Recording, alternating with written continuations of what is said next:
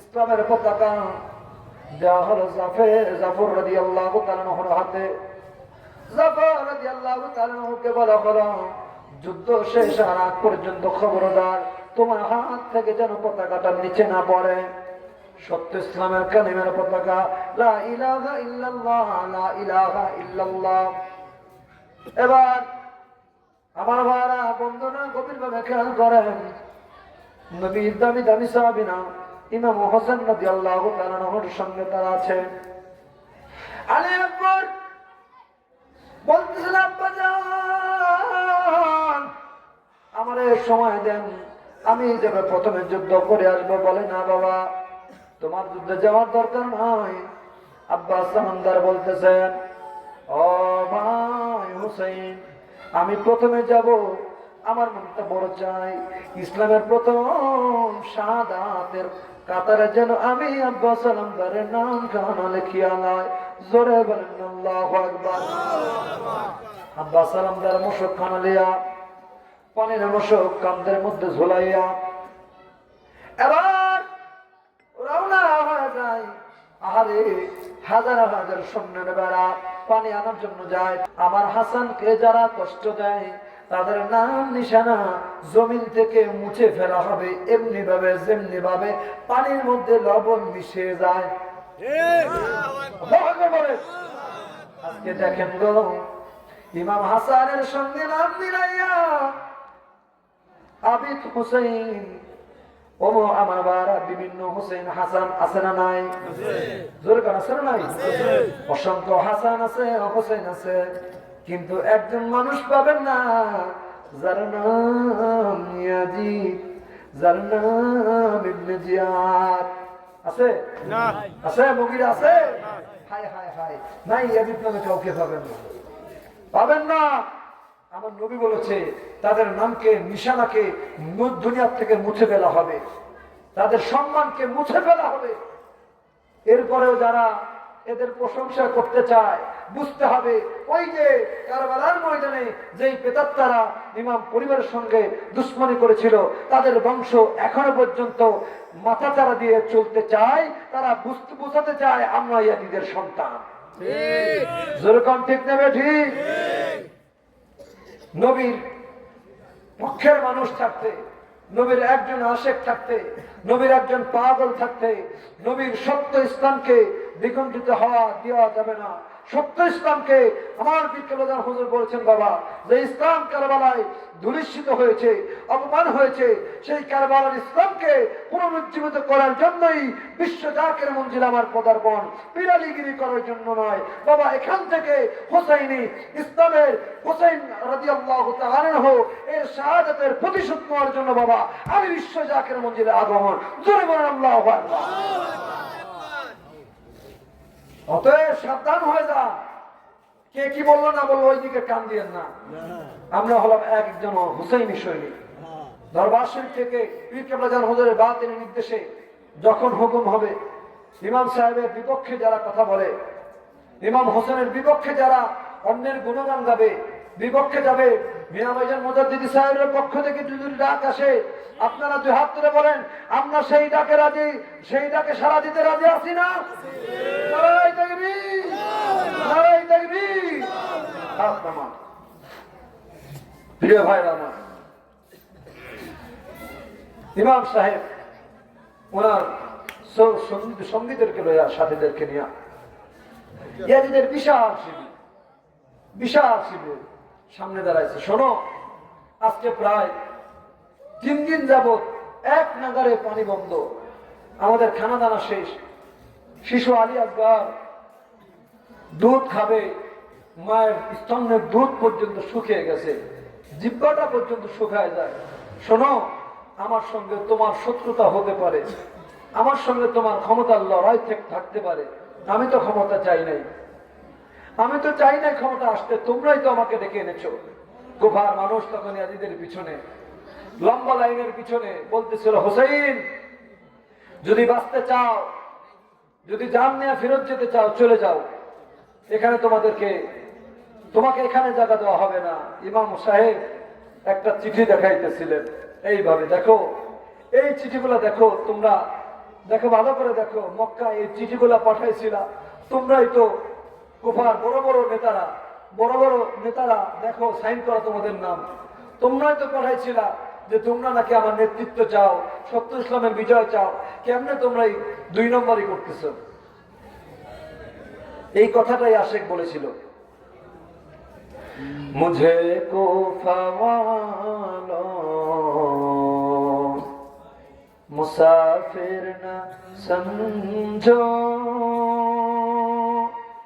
मैं आया नहीं हूँ, बुलाया गया हो। मुझे को फवालो मुसाफिर न समझो, मैं आया नहीं हो, बुलाया गया हो। क्या महका बना क्या सताया गया हो, मैं रोया नहीं हो, रुलाया गया हो।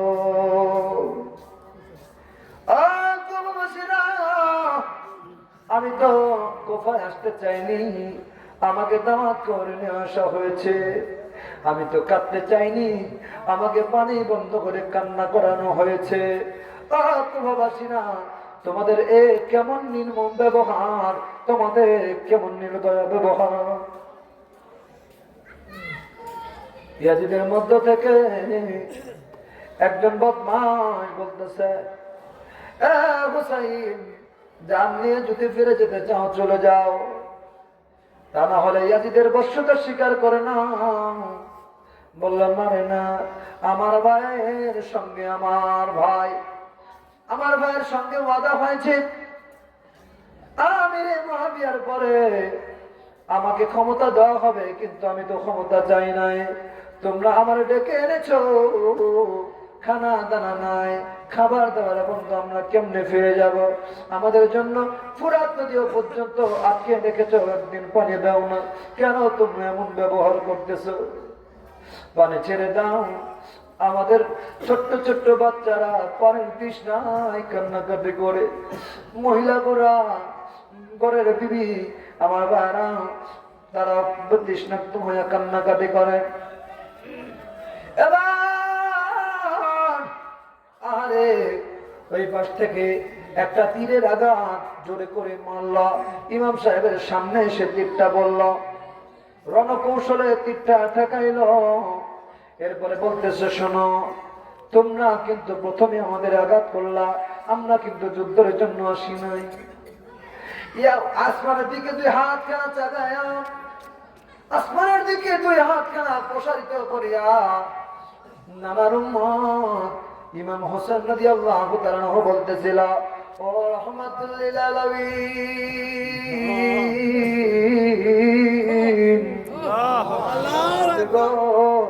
আপনি তাকায় দেখেন, আমরা কিন্তু আগে আঘাত করি নাই, মুসলমান আগে আঘাত করে না, কিন্তু মুসলমান প্রতিহত করতে জানে। জোরে বলেন আল্লাহু আকবার। রাসূল, আপনি দেখে রাখেন, আমরা কিন্তু আঘাত করি নাই, ওরা আগে আমাদেরকে আঘাত করেছে। এবার ইসলামের পতাকা দেওয়া হলো জাফর রাদিয়াল্লাহু তাআলা আনহুর হাতে। জাফর রাদিয়াল্লাহু তাআলা আনহুকে বলা হলো, যুদ্ধ শেষ হওয়ার আগ পর্যন্ত খবরদার তোমার হাত থেকে যেন পতাকাটা নিচে না পড়ে। সত্য ইসলামের কালিমার পতাকা, লা ইলাহা ইল্লাল্লাহ, লা ইলাহা ইল্লাল্লাহ। এবার আমার ভাইরা, বন্ধুরা, গভীরভাবে খেয়াল করেন, নবীর দামি দামি সাহাবীরা ইমাম হোসেন রাদিয়াল্লাহু তাআলা আনহুর সঙ্গে তারা আছে।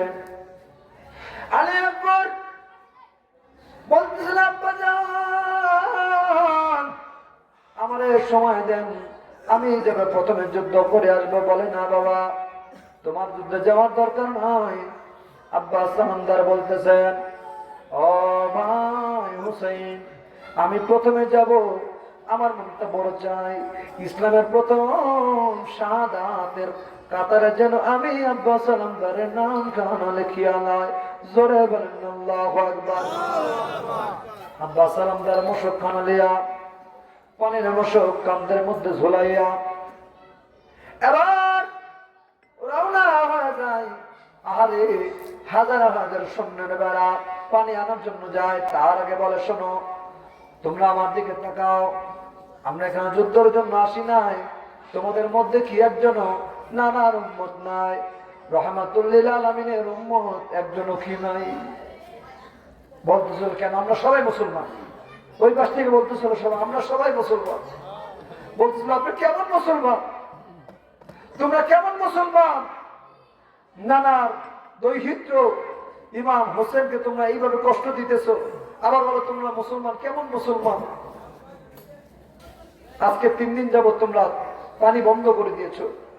বলে তোমার কাছ থেকে আমরা ইসলাম শিখতে আসবো না। জোরে কর নাউজুবিল্লাহ।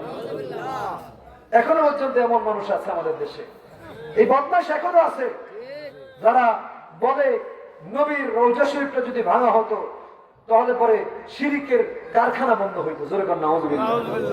এরা চায় নবীর থেকে মানুষকে, তার উম্মতদের ভালোবাসা থেকে মানুষকে জুদা করার জন্য।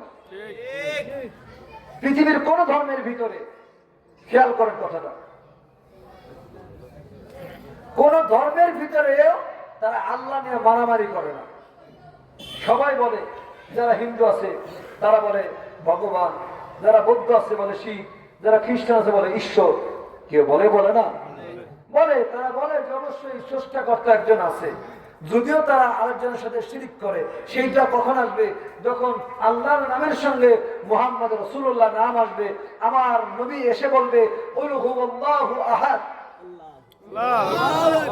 কি বলতেছেন? কুল হুয়াল্লাহু আহাদ। শোনো, আল্লাহ কিন্তু এক। আল্লাহ কিন্তু কি? কিন্তু তারা তো এক মানে না। তারা মানে আল্লাহর সঙ্গে অমুক আছে, তমুক আছে, সমুক আছে, শিরিক কইরা কয় আসমানের মালিক অমুক দেবতা, জমিনের মালিক অমুক দেবতা, আবার গরুর মালিক অমুক দেবতা। বিভিন্ন জায়গার আলাদা আলাদা দেবতা নাম দেয় কি দেয় না? যাই হোক, ওইটা আমার বিষয় না।